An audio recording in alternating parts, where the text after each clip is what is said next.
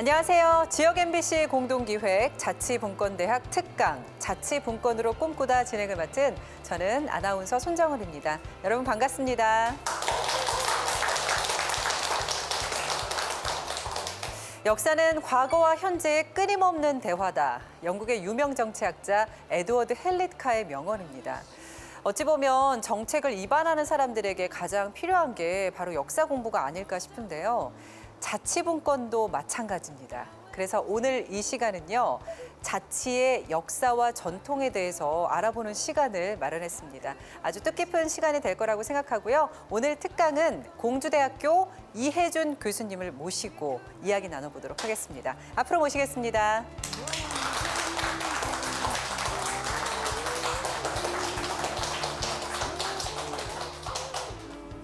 네, 교수님.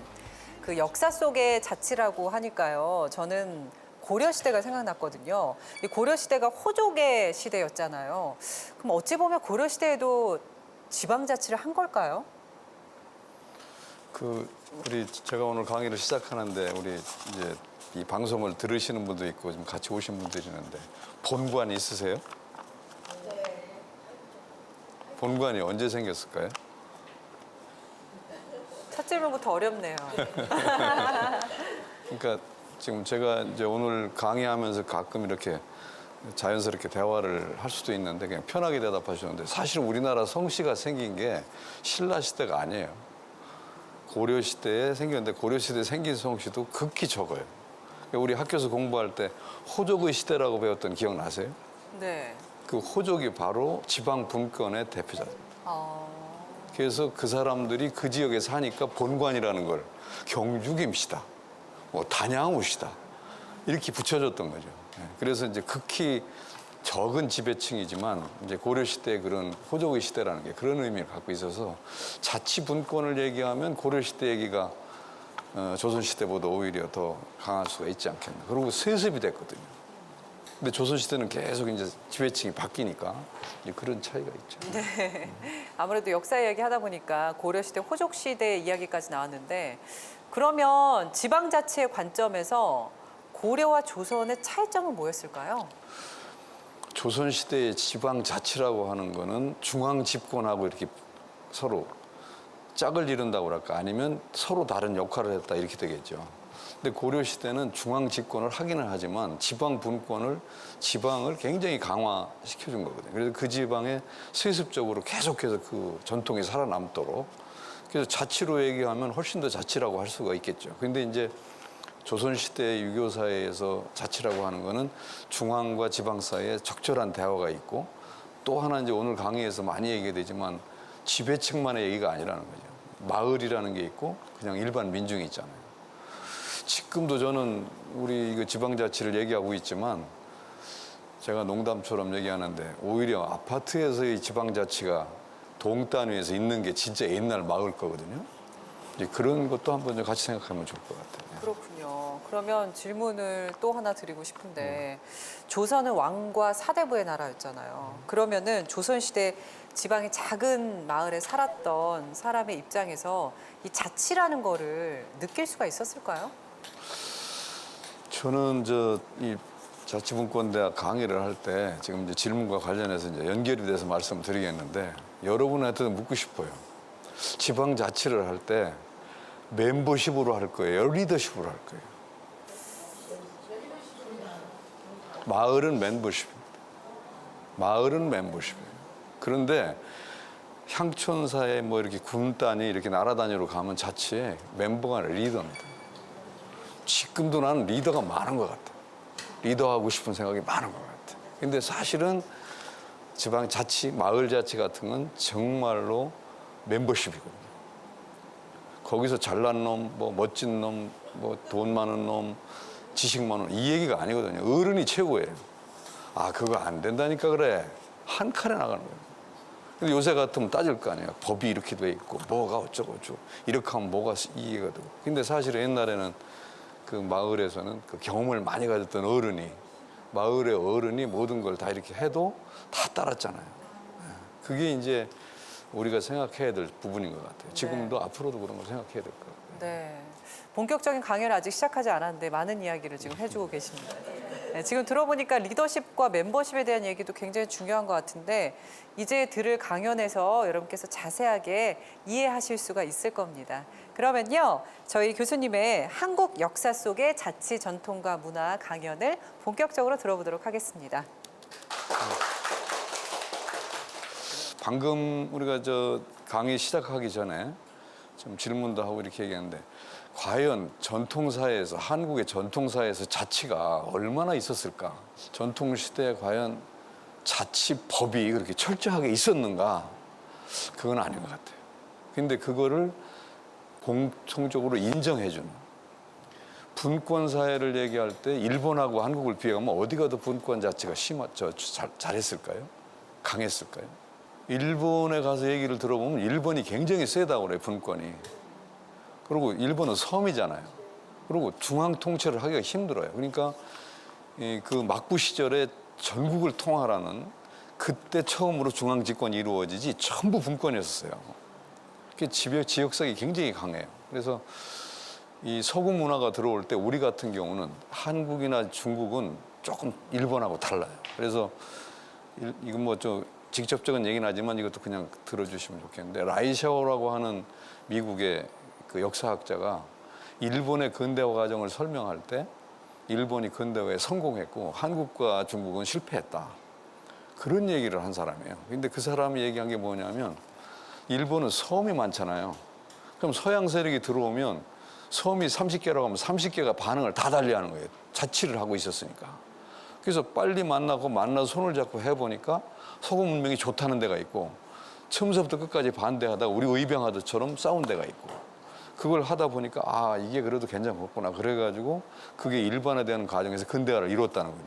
근데 우리 같으면 어때요?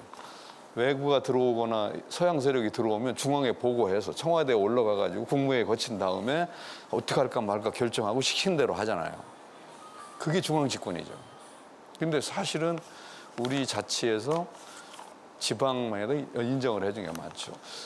그리고 여러분이 들었던 얘기가 있을 거예요. 아마 어렸을 때 사또가 부임을 하면 제일 먼저 가는 데가 어디겠어요? 되게 하는 얘기가 향교 간다고 그래요. 향교 가면 대성전 가서 공자님한테 절한다고 그러거든요. 그 다음에 객사라는 데 가서 임금님이 걸패 절한다고 그러는데 그 다음에는 지금 같으면 지방의회 찾아가는 거예요. 지역의 선비들 모임체가 있거든요. 이따가 얘기하겠지만 그 사람들은 잘 보여야 돼요. 왜냐면 그 사람들이 엔트를 걸으면 지방관이 마음대로 못해요. 근데 그 지방에 있는 사족이라는 게 조선시대는 지금하고 좀 달라서 그 지역의 토대를 갖고 오랫동안 살아오면서 학식과 교양과 교화를 했던 장면들. 그러니까 그 사람들이 지방관 온 사람 와서 2년이나 3년하고 가는 거 아니에요. 평가를 할 때 X를 쳐버리면 일이 안 되는 거죠. 그래서 서로 교류를 잘한다 그런 얘기를 하죠. 그래서 우리의 지방자치는 이제 제가 이 얘기를 이제 우스갯소리 같이 이렇게 했지만 오랜 전통 속에 있었고 좀 다르다. 그러니까 제도로서 지방자치는 이런 법에 의해서 요렇게 한다 저렇게 한다 이런 게 아니라는 거예요. 그리고 이제 마을로 좀 내려가 볼게요. 제가 농촌진흥청에서 마을 규약 심사위원을 한 적이 있어요. 전국에서 마을 규약을 만들어서 지금 이제 한 10년 된 것 같아요. 그걸 전부 해가지고 거기서 1, 2, 3등을 해서 금상, 은상 이렇게 주는. 근데 보니까 마을 규약이요 50페이지가 넘어요. 그리고 잘못하면 이럴 때는 뭐 30%를 환수, 이럴 때는 뭐 70%를 환수, 이럴 때는 뭐 어떻게 규약이 그렇게 자세하더라고요. 조선시대 마을 규약 어땠을까요? 그러니까 50페이지라고 그랬잖아요. 페이지는 몇 페이지라고. 양반 사는 동네는 한 3페이지 돼요. 그래도 먹물들이 있는 데는. 근데 딴 동네 섬에 가보면요 없어요. 그런 놈이 어딨어? 그럼 한 칼에 가는 거예요. 뭘 따질? 그게 사람이냐? 한 칼에 가는 거예요.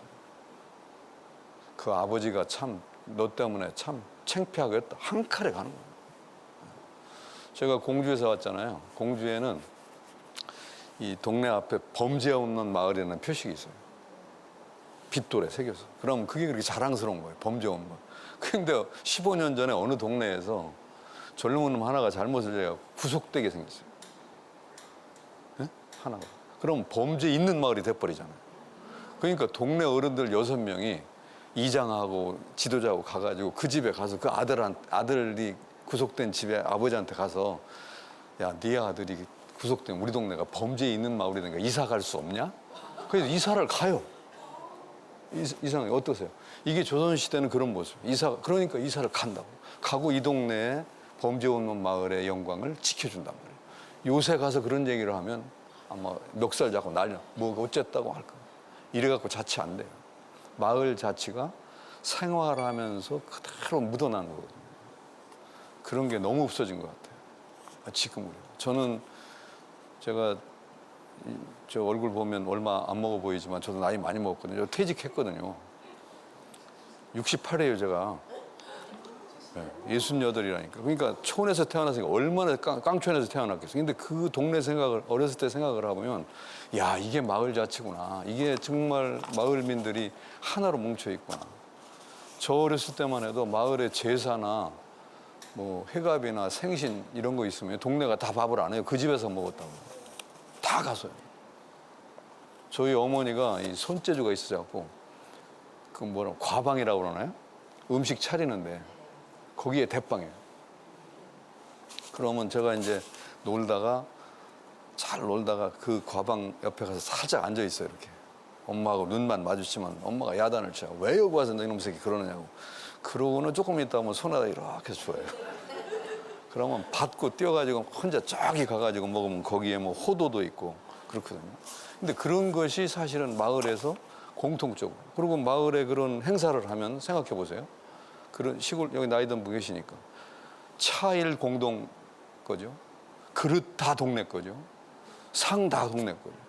그래서 행사 있으면 그걸 갖다 쓰고 깨진 것만 보상해주고 사용료 얼마 내고 같이 하는 거예요. 병풍, 차일, 밥상, 그릇 다. 그리고 동네 사람 다 와서 몸부조 해주는 거예요. 그런 게 사실은 마을 자치잖아요. 그래서 이런 것들이 기본적으로 조선시대에 우리 전통으로 있었다. 근데 지금 현재는 자치를 한다고 하면 분권이라는 거하고 규약이라는 거하고 제도를 얘기를 많이 해서 조금 하면 그런 생각을 뭐 하지 말라는 게 아니라 전통적으로 가졌던 자치가 갖는 그런 모습을 좀 생각하면서 이렇게 했으면 좋겠다. 그래서 이 지배층의 그 9년 단위의 뭐 지방 수령이나 이 관리들이 했던 거는 엄밀한 의미에서는 도덕적이고 이런 어떤 예교적인 것이었다면 마을의 것은 정말 더불어 사는 이런 거 있잖아요. 이제 그런 모습이 우리도 동단위 자치, 구단위 자치, 그다음에 아파트의 라인이고 자치 이게 다 다르다는 거죠. 이제 그런 거를 좀 같이 생각했으면 좋겠어요.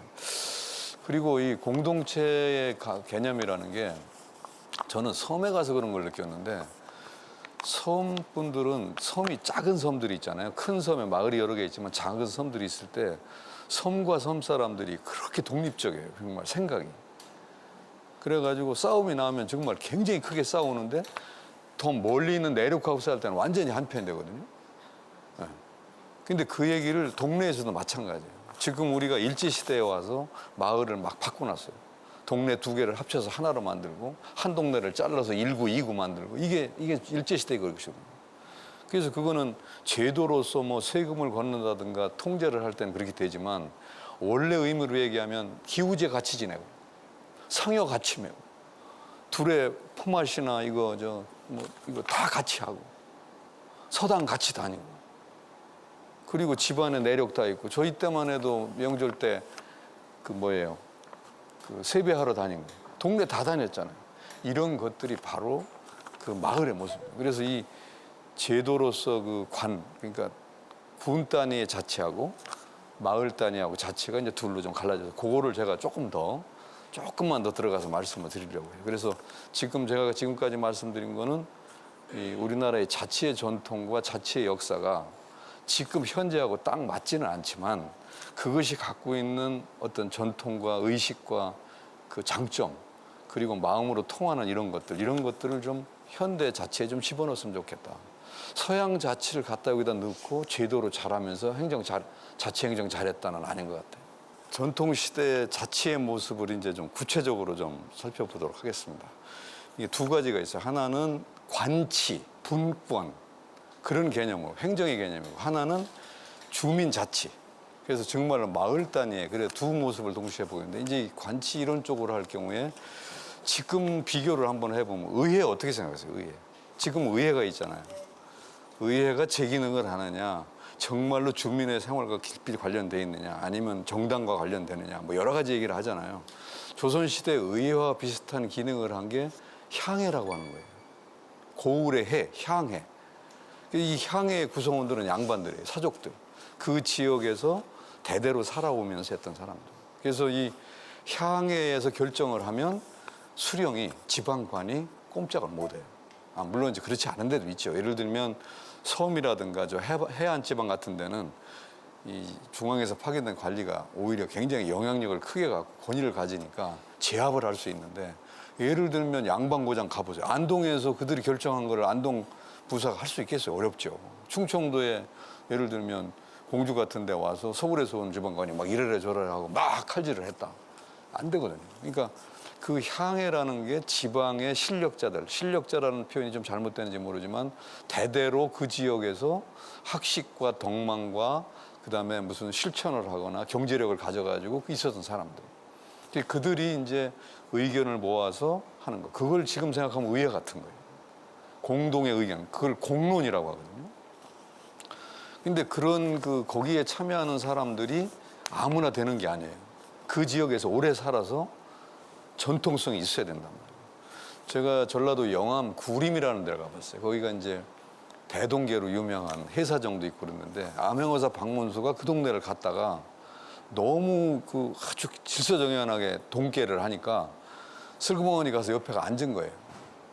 타 지역 사람이 와서. 그랬는데 그냥 난리가 난 거예요. 저놈 잡아라. 그래가지고 묶어서 그 형틀에 놓고 이 곤장 때리는데 묶어놓고 대패를 갖고 앉았던 마루를 깎아내는 거예요. 여기 앉지 못하려면 앉았으니까 이 자리를 깎아야 된다. 그래가지고 이제 곤장을 때리려고 하니까 우리가 맨날 봐서 알지만 그때 이제 암행어사 출도해서 이제 살아났겠죠. 그러고서 하는 얘기가 너무 참 이런 규약이 있고 이렇게 하는 걸 보고 너무 신통하고 좋아가지고 내가 구경하러 왔다고. 그런데 미안하다. 이제 그러면서 내가 누구다. 그랬는데 그 얘기를 서울에 가서 영조한테 보고를 합니다. 박문수가. 그때 영조 임금이 뭐라고 그러냐면 나도 거기 참여하고 싶다. 그리고 그 말이 이제 거꾸로 전라도 관찬사를 통해서 영왕군수한테 갔을 거 아니에요. 임금님께서 그 자리에 참여하고 싶다. 근데 그 마을에 공론을 했던 그 마을 분들이 회의를 해가지고 임금님은 절대 안 된다. 올 수가 없다. 꼭 오고 싶으시면 임금님이 이쪽으로 이사를 오셔라. 그 모임에는 20리 안팎에 사는 사람만 들어올 수 있어요. 타 지역 사람 올 수가 없어. 그래가지고 임금이 이사 올 수는 없잖아요. 그래갖고 임금을 안 받아준 거예요. 근데 가만히 생각해 보니까 불안했던가 봐. 지금도 그 300년 전통이 내려오는 거예요. 영조 때에서 지금까지 내려오는 게 뭐냐면 회원들이 30명으로 정해져 있어요. 근데 29명이에요. 한 자리를 방석만 놨어. 그 자리를 남겨둔 이유는 임금님이 이사 오면 올 자리로 항상 받을 준비가 돼 있다. 우리가 임금을 거부한 건 아니다. 이사를 안 와서 그렇지. 우리 20리 안팎에 사는 사람만 회원으로 삼기 때문에 이렇게 강한 거예요. 그렇게 강한 거예요. 그래서 그 향해를 구성할 때 그 규약이 향규라는 것이에요. 향약은 주민 10만 명이 다 지하는 것이고 향규는 의회 의원들만 하는 거예요. 그 향규가 굉장히 강해요.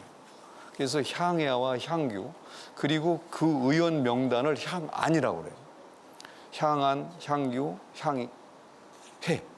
아마 이거 처음 들어보실 수 있을 것 같아요. 근데 이게 거기가 바로 지방자치의 아주 원형이에요. 이게 의회의 전신이에요. 그 다음에 유향소와 경제소라는 게 있어요. 유향, 고향에 머무는 게 유향이고요. 경제는 서울에 가서 있는 게 경제예요. 서울 경자, 있을 제자. 머물 유자, 고향 유자, 향자. 그래서 유향소는 우리가 지금 말씀했던 대로 뭐 의회도 될 수 있지만 뭐 정당 사무실 같은 게 되겠죠.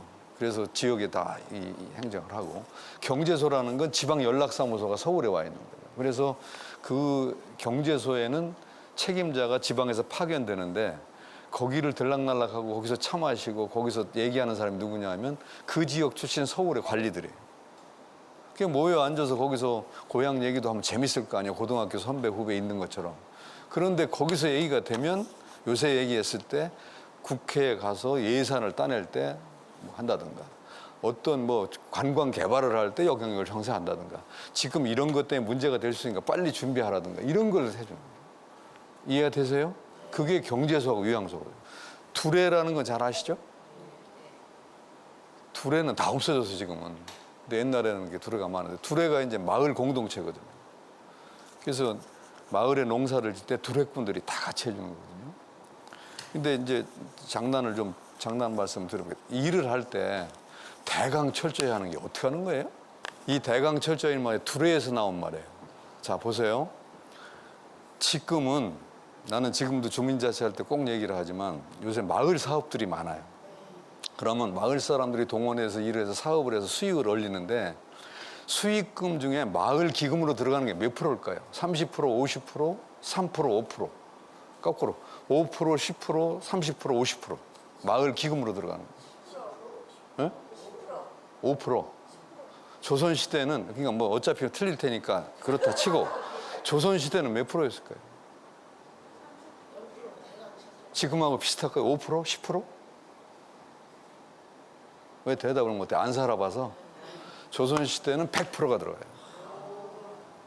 두레꾼들이 두레를 하잖아요. 모내기를 하잖아요. 그러면 되게 한마지기가 모내기 하는데 1,000원이라 정도가 든다고 해보세요. 그러면 내는 거를 정하지를 않아요. 그냥 1,000원이라고 알고는 있는데 주는 대로 받는 거예요. 1,000원 내는 사람이 있고 800원 내는 사람이 있고 1,200원 내는 사람이 있어요. 여러분은 얼마 낼 거예요? 800원, 1,000원, 1,200원. 솔직히 얘기해요. 800, 1,000, 1,200. 1,200원 낸다고요? 800원. 800원 내면 동네를 생각하는 사람이 아니지.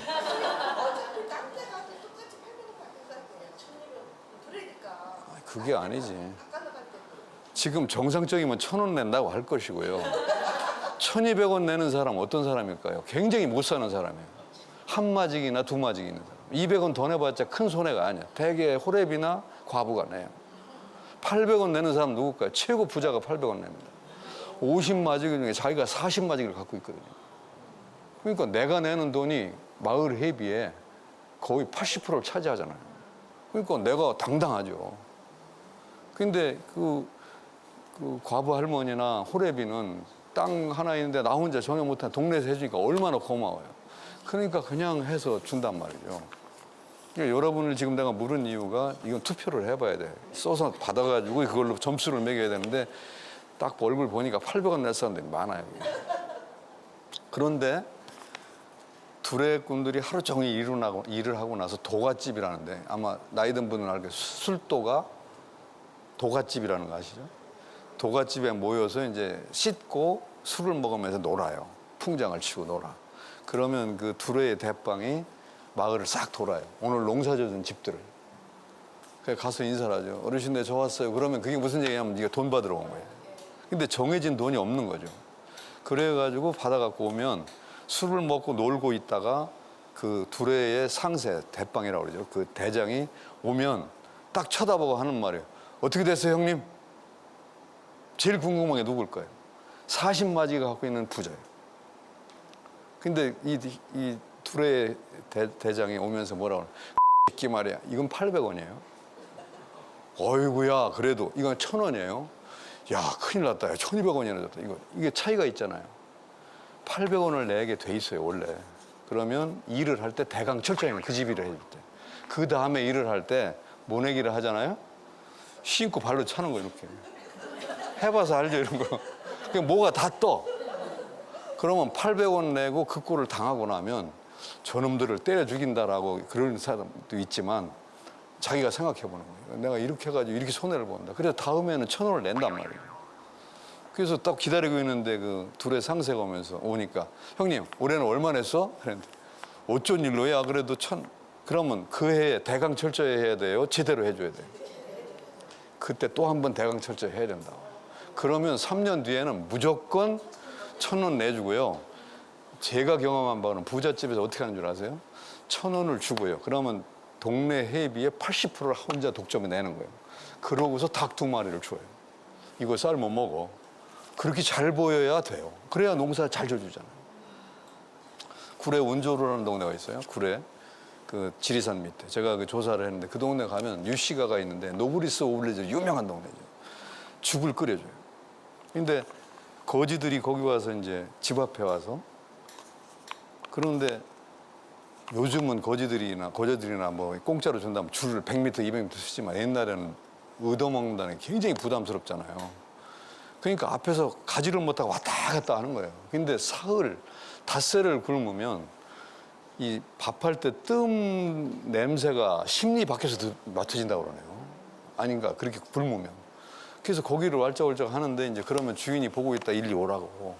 그러고서 죽을 끓여주고 했다는 거죠. 근데 요새 우리 같이 뻔뻔한 사람들은 어제 얻어먹고 배고프면 오늘 또 가면 되잖아요. 못 갔다는 거예요. 그러니까 한 사흘이나 닷새를 또 굶다가 도저히 안 되면 또 가는 거죠. 근데 그렇게 한번 가보니까 주인을 보기가 민망해 죽겠는 거예요. 그래서 아시는 분이 막 꼴이라는 거 알아요? 꼴, 풀 베는 거, 풀. 그거 소 먹이 주고 그러잖아요. 그걸 해가지고 돈 드는 거 아니니까 그걸 벼가지고 이만침 해가지고 그 집 앞에 갖다 주고 주인 보는데 저희가 갖고 와서 이렇게 주고 밥을 먹고 가는 거예요. 그 죽을. 그리고 그 집 앞에 그 깔이 모여서 동산이 됐다는 거예요. 그러면 야, 이 집안 대단한 집이야. 제가 문화재위원을 오래 했는데 99칸 집이라고 고택 있잖아요.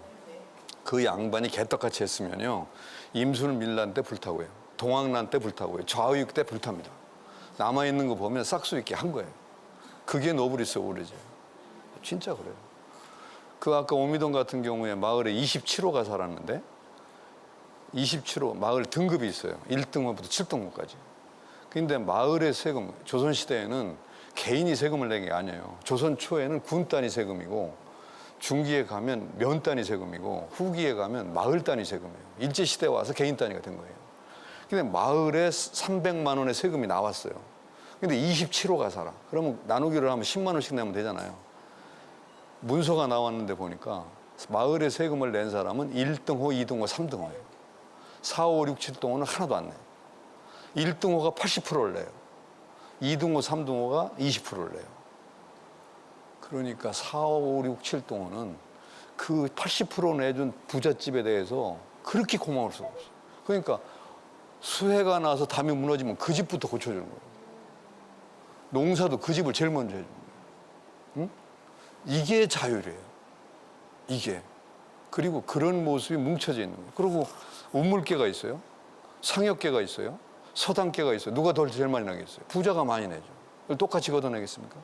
그런 과정을 통해서 서로 이렇게 뭔가 마음도 합쳐지고 가슴도 합쳐지고 또 그 역할도 하고 그래서 어떤 때는 폼 잡기도 하겠죠. 고개 뻣뻣이 세고. 그러나 또 거꾸로 보면 여러분들이 조선시대 태어나면 그런 얘기 들어보셨어요? 주인이 어디 갔다 오는데 늦게 와서 밥이 다 식어. 그러니까 끌어안고 있었다는 거죠. 품에다 넣고. 지금 그렇게 할 사람 있어요? 옛날에 노비로 태어났습니다. 주인이 개떡같이 하면 거기다 침 뱉었을 사람들이야. 끌어안고 있을 리가 없다고. 그게 무슨 얘기예요? 주인이 잘했으니까 그런 거예요. 그 다음에 전설 중에 이런 게 있어요. 임진왜란 때 왜구가 들어왔는데 주인이 칼에 맞아 죽을 것 같으니까 노비가 가서 탁 맞아 죽었다. 개떡같이 해보세요. 왜 맞아 죽습니까? 아이고 요새 잘 죽었다. 박수 뒤에서 해요. 그런데 자기가 죽는다는 거는 그 주인이 얼마나. 그러니까 이게 사실은 우리가 자치도 얘기하지만 이렇게 격과 이게 맞게 그렇게 돼야 되는 거예요. 그런 모습들이 우리 전통사에 많이 남아있어요. 그래서 이걸 전부 얘기할 수는 없지만 저는 상역계도 그렇고 우물계도 그렇고 산신제 그다음에 기우제 마을 앞에 당산나무 이게 전부 공동체잖아요. 그 마을이 한 사람이 하는 게 아니죠. 지금이야 돈 내가지고 뭐 하는 게 많겠지만 그래서 그런 것이 지금 우리 주민자치를 얘기할 때도 같은 마음으로 그런 게 좀 깔릴 게 있고 그다음에 제도적으로 분권 자치할 때 자치분권할 때 제도도 할 것 같은 경우에 지금 법적으로 용인되지 않은 것들의 그 맥을 좀 터놓는 건 하는 건 당연히 해야겠죠. 근데 지금 나는 우리 자치분권 강의하고 이제 교수들 만나보면 전부 행정 그리고 외국 제도를 많이 얘기해요. 그게 근대 제도고 굉장히 좋다고 하는데 이 마음을 좀 사야 되거든요. 주민들의 마음이 더 중요하잖아요. 우리 지역을 위해서, 나를 위해서 이게 어떻게 갔으면 좋겠다. 근데 조선사 시대는 제가 느끼는 거는 그게 좀 강했던 것 같아요. 그래서 그걸 지키기 위해서 그냥 그렇게 노력을 하고. 감나무 꼴에는요, 감나무가 많아요, 배나무가 많아요? 이게 질문이 되느냐고요. 얼마나 많으면 감나무 꼴이겠냐. 감나무 꼴은요, 배나무 꼴하고 달라요. 뭐가? 음식도 다르고 감이 들어가는 게 무지 많아요. 설화 속에도 감이 무지 많아요. 예? 그게 바로 우리가 마을이라고 하는 거거든요. 그러니까 마을은 거기에 같이 사는 사람들, 같이 노려온 문화들, 그리고 같이 공생하는 것들이 다 있는 거예요. 저는 어렸을 때 기억이 나는 게 사랑방 있잖아요. 사랑방을 다 내주는 거예요, 부자가. 밤에는 거기 모여서 A 사랑방에서는 화투 치고 있고 B 사랑방에는 아주 고담 줄론하고 있고 이렇게 차이가 나잖아요. 그게 전부 다른 거예요. 그래서 우리가 이제 그 얘기를 한 이유가 마을 안에서도 서로 다른 것 같지만 그것이 합쳐지는. 시집온 며느리가 빨래하러 가는데 빨래터가 2개가 있어요. 구분을 못해. 타 지역에서 왔으니까. 그래서 이제 위에 있는 빨래터, 아래 빨래터를 갔는데 완전히 잘못 선택. 위에 갔더니 전부 시어머니 그룹이 있는 거예요. 그게 거기 가서 새 며느리가 와서 빨래를 하니까 아이고 허리 아파 그러면 대신 다 해줘야 돼요. 그리고 아이고 비누가 떨어지면 짚고 줘야 돼. 아주 전전긍긍하면서 빨래를 해야 되잖아요. 그런데 알고 보니까 젊은 여자들이 근리 하나도 안 간 거예요. 자기만 간 거예요. 눈치를 보니까 아래로 갔단 말이에요. 거기를 가보니까 전부 며느리들만이에요. 시어머니는 하나도 없어요. 거기서 빨래가 얼마나 잘 되는 줄 알아요? 시어머니 욕하면서 이거 치면 빨래가 빵꾸가 날 정도로 때리잖아요. 근데 그게 그다음에 이 배틀가 있잖아요. 제 제자 하나가 한 20년 전에 교수님 저 논문 쓰는 배틀가로 써. 왜 그래? 이렇게 나는 한국의 농촌의 부녀자들이 이렇게 그 뭐라 그럴까 진보적이고 이렇게 투쟁적인지 몰랐다는 거죠. 이 배틀이걸 하면서 시아버지를 몇 번 죽이고 시동생 끼고 막 남편 욕하고 계속 몰라요? 말도 안 돼. 그러면 일이 얼마나 잘 되는데요. 근데 그거를 우리 학생은 보고 진보적인 색채를 가진 아주머니다 이렇게 하는 거예요.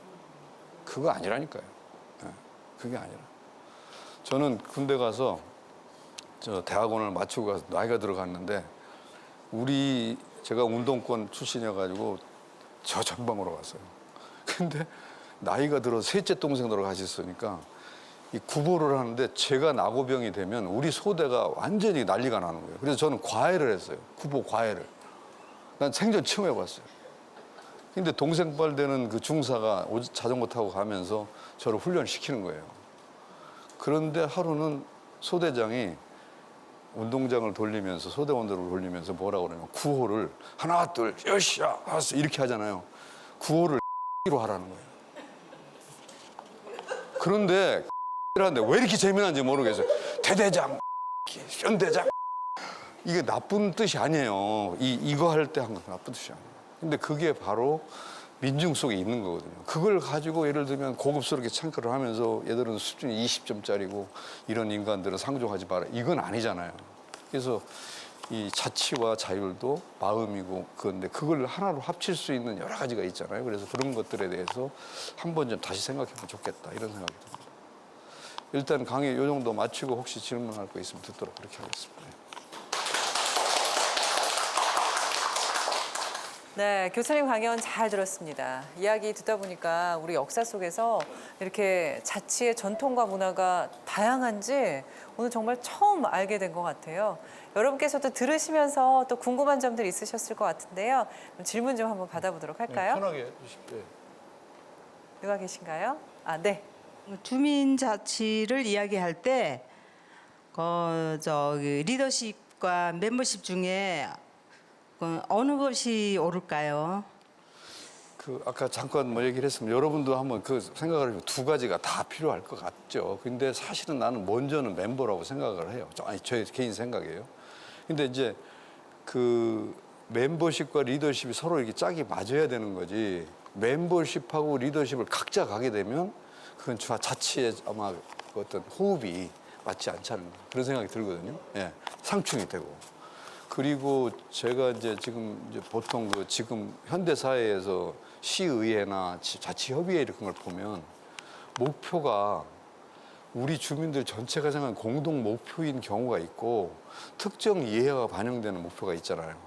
그래서 이제 멤버로서의 그 기능에 그거를 충실히 수용하는 그런 게 있지 않고는 안 된다. 그래서 전통 사회에는 제가 볼 때는 그래요. 제가 볼 때는 그 기우제 혹시 기우제 가보신 분이 있어요? 지금 그 멤버십 리더십 얘기하는 거 연결을 시켜 말씀드려볼게요. 기우제를 지내자고 이제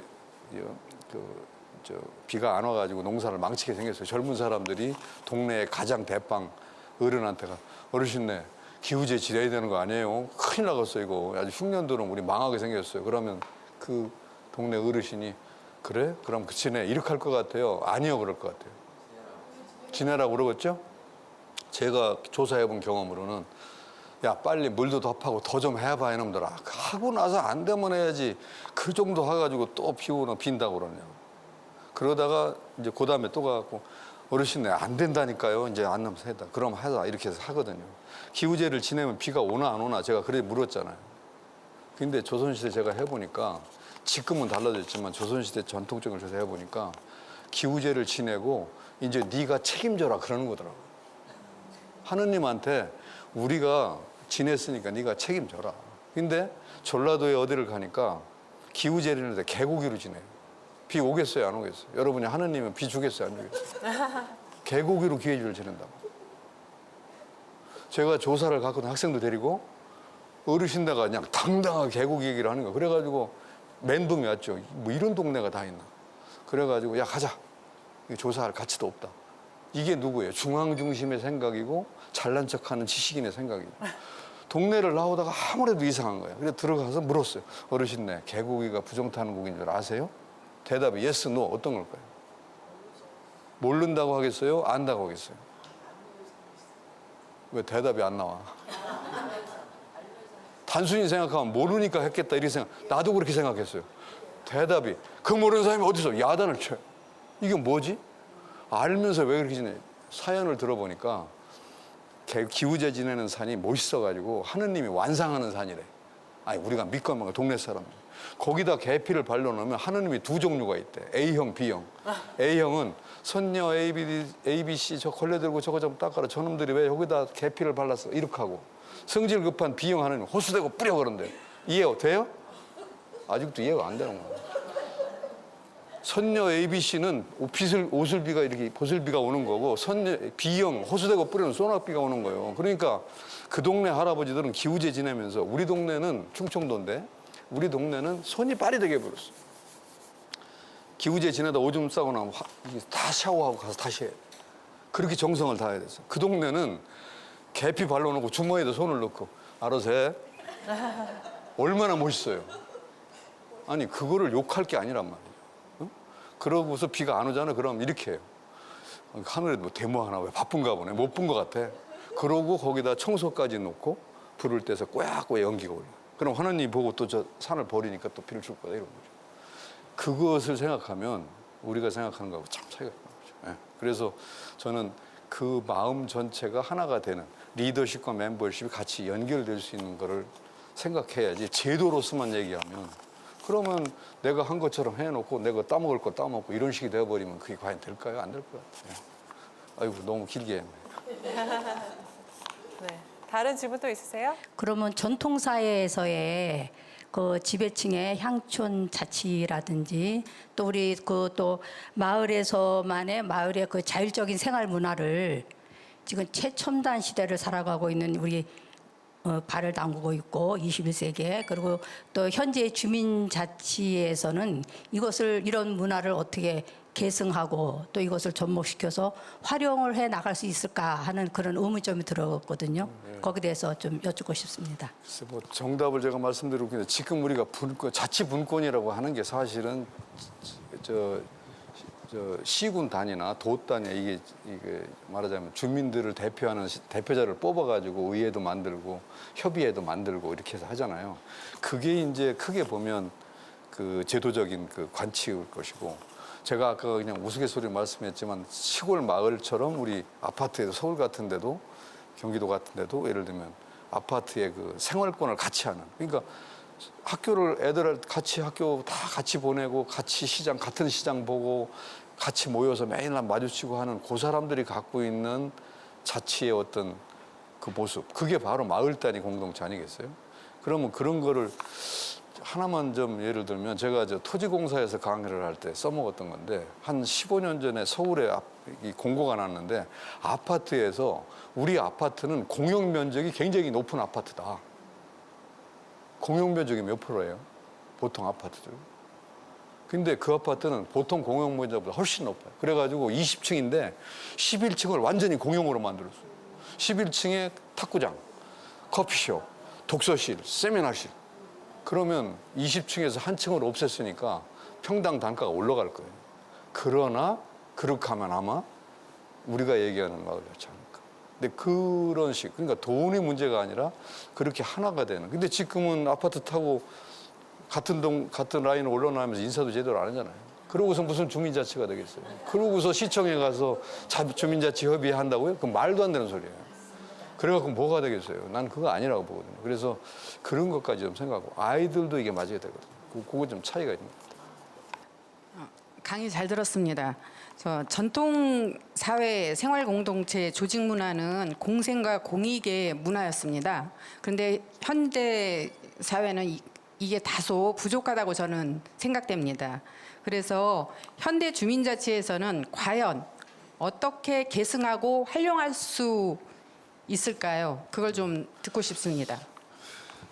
다 못하겠는데요. 근데 저는 진짜 그 얘기를 해주고 싶어요. 무슨 얘기냐면 제도와 규율과 법제로 가고 균배와 이런 걸로 가잖아요. 그게 전부 계산이더라고요. 근데 사실 그 밑에 그거 필요 없다는 게 아니라 그걸 제대로 해야 되겠죠. 그런데 그 밑에 내 마음이 있어요. 아까 마을 기금으로 얼마 들어가는 얘기가 그 얘기예요. 제가 마을 사업을 많이 심사를 다니거든요. 싸움이 꼭 나요. 그 마을 수입원을 이렇게 가르는 과정에서 싸움이 나더라고요. 근데 두레처럼 마을 기금으로 다 넣어버리면요. 뒤에 가서 거꾸로 큰 소리를 치게 돼, 내가. 내가 다 이래가 거기 넣었는데 왜 그거 안 해? 이러고 되고. 지금 마을 사업 해보세요. 내가 사흘 가서 일했는데 얼마 왜 안 주느냐. 그래서 그런 것을 선생님, 저는 지금 그게 밑에 좀 가슴에 녹아있는 걸 해야지 제도로 법규로 해가지고 예산 얼마 뭐 이렇게 하는 것이 필요 없다가 아니라 그 밑에 그게 깔려야 된다. 그게 바로 주민자치의 정신이다. 이런 생각이 듭니다. 또 질문 있으신가요? 네. 네, 교수님 강연 잘 들었습니다. 저는 소셜벤처기업 소생 커뮤니티를 운영하고 있는 리더 최기석이라고 하는데요. 오늘 교수님 강연을 통해서 전통 마을 문화는 공생과 공익의 문화였음을 알 수 있었습니다. 아까 말씀하셨던 대강 철저하게라는 문화요. 그런데 현재 주민 자치나 지역 공동체 사업 수익 분배 그리고 공동 할당 비율 문제는 어떻게 보아야 하는지 말씀해 주시면 감사하겠습니다.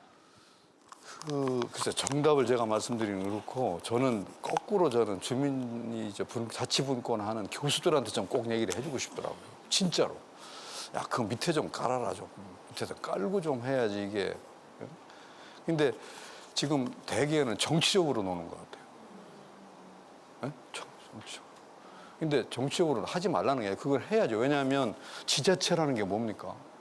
그렇게 가야 되지 않겠어요? 그러면 국가 중앙정부 예산 중에 지자체 예산의 비율을 늘려줘야 되잖아요. 그걸 잘 쓰는 게 주민자치협의회죠. 그러니까 그건 하기는 해야 되는데 문제는 그 지역 주민들이 갖고 있는 지금 말씀하신 아까 그거하고 비슷한 건데 그들이 갖고 있는 것을 어떻게 잘 하나로 합치고 그들이 그걸 함으로 해서 자기가 자부심을 갖고 그 대대로 물려줄 수 있는가 이런 쪽에도 좀 신경을 써야 된다. 그것이 빠져버리면 안 된다. 그러니까 제가 옛날 제가 우리나라 촌락 사회사라는 책을 썼어요. 저서로. 일본에서도 번역되고 그랬는데 그걸 보고 일본 놈들이 뿅 가는 거예요. 한국의 전통이 그런지 몰랐다고. 근데 그 일본 애들이 한국에 그 이후로 이제 여기 답사를 오고 조사를 하면 제가 같이 다니는데 제일 멘붕이 오는 게 뭐냐면 일본하고 우리 다른 점이 마을에 가면 왜 교회도 있고 성당도 있고 점집도 있고 다 있느냐는 거예요. 그걸 이해를 못 하더라고요. 근데 우리 지금 다 다르잖아요. 그런데 어쨌든가 그게 하나잖아요. 그죠? 그 다음에 마을의 전체 일을 하는데 공동재산이 그렇게 많은 거예요. 뭐 재산이라는 표현이 그렇지만 공동체의 것들이 많잖아요. 근데 잘 나가는 서구나 이런 데 가면 전부 개인의 그 지분이 다 있잖아요. 그래서 그걸 얼마나가 뭐 기여했다 이런 식으로 얘기하잖아요. 근데 이거는 같이 힘을 합쳐서 다 하는 거죠. 상여가 없어지거나 서당이 없어졌을 때 그거 누가 하는 거냐고요. 동네에서 다 같이 하는 거잖아요. 농악대가 농악을 쳐가지고 걸구설해요. 걸구설해서 자기들 그 먹나요? 그거 갖고 기업 마을 사업하거든요. 근데 그 마음 속에 지금 우리가 얘기하는 자치분권 속에 마을민들의 그 생각이 더 중요하다. 그런 부면도 나는 한 30% 정도는 꼭 좀 깔려 있으면 그 생각이 들어서. 네, 고맙습니다. 네, 오늘 좋은 강연해 주신 공수대학교 이혜준 명예교수님께 다시 한번 박수 부탁드립니다. 고맙습니다. 네, 오늘 우리 역사 속의 자치 전통과 문화에 대한 이야기를 듣고 나니까요. 이 자치 분권이라는 게 꿈 같은 이야기가 아니라 정말 현실에서 우리가 직접 잘 실현할 수 있지 않을까라는 그런 자신감마저 생겼습니다. 예전에 우리 조상들도 이렇게 잘 해왔으니까 우리는 더 잘할 수가 있겠죠. 오늘 좋은 강연해 주신 이혜준 교수님 정말 감사드리고요. 그리고 잘 경청해 주신 여러분께도 감사드립니다. 오늘 이 시간은 모두 마치도록 하겠습니다. 지금까지 시청해 주신 여러분도 고맙습니다.